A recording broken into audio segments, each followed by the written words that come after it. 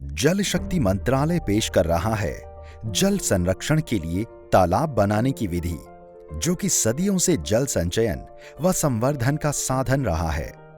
अधिकतर तालाब प्राकृतिक रूप से बने बड़े गड्ढों में वर्षा जल के संचयन से स्वतः ही निर्मित हो जाते हैं, लेकिन तालाबों को जमीन खुदवाकर भी बनवाया जाता है। तालाब सार्वजनिक भूमि पर अथवा ऐसे स्थानों पर बनवाए जाते हैं जहां खेती नहीं हो रही हो अथवा खेतों में भी कृषकों की इच्छा या अनुमति से बनवाए जा सकते हैं। नदी के समीप जहां नदी की ढलान कम हो और तालाब बनाने के लिए जगह हो, वहां भी इसे बनाया जा सकता है। तालाब भूतल स्तर को बढ़ाने और वर्षा जल के संचयन का एक बहुत ही आसान और कारगर तरीका है। आइए आज हम जानते हैं कि वर्षा के जल की बूंद बूंद को संरक्षित करने हेतु तालाब कैसे बनाएं, और साथ ही जानेंगे कि तालाब खेती, व्यापार और भूजल स्तर को बढ़ाने में कैसे कारगर साबित होते हैं। जिस जगह पर तालाब बनाया जाना हो, वहां की ढलान 2% से अधिक नहीं होनी चाहिए। साथ ही तालाब हेतु जल स्रोत का कैचमेंट 5 हेक्टेयर से अधिक नहीं होनी चाहिए।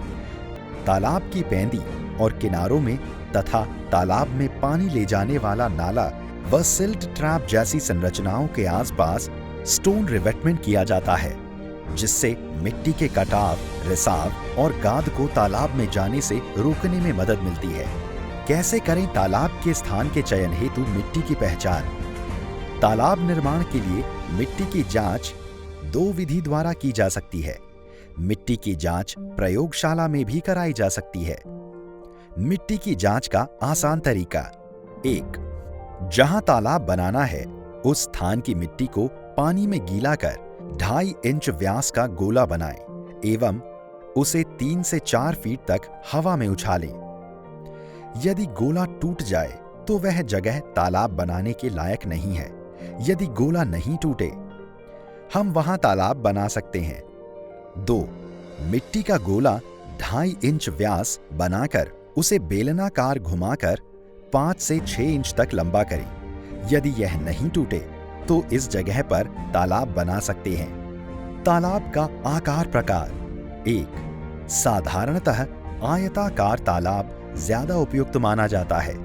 लंबाई एवं चौड़ाई का अनुपात 1:2 से 3 होना ज्यादा सही माना जाता है।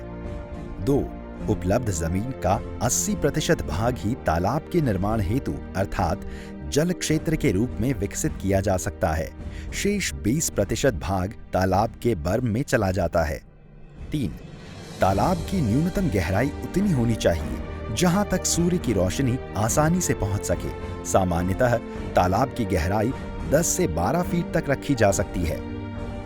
तालाब की संरचना। 1. तालाब के जल क्षेत्र को मापने के बाद चारों तरफ 5 से 7 फीट जमीन बर्म के रूप में छोड़कर बांध बनाया जाना चाहिए, जिससे बांध की मिट्टी को क्षरण होकर तालाब में जाने से रोका जा सके। 2. तालाब की खड़ी खुदाई नहीं करनी चाहिए। तालाब का किनारा ढलवां होना चाहिए। तालाब का ढलान 1:1.5 या 1:2 ऊंचाई अनुपात आधार रखा जाना चाहिए।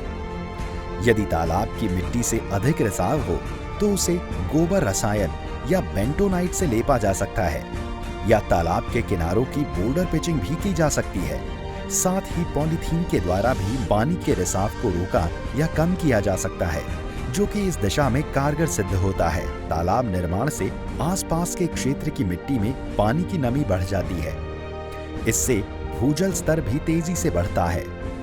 तालाब को सतत बनाने के लिए इसकी व्यावसायिक उपयोगिता का प्रबंधन अति आवश्यक है। तालाब जल का उपयोग। 1.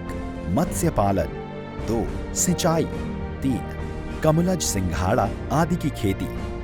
देश के जल संचयन के इतिहास में तालाबों का महत्वपूर्ण योगदान रहा है।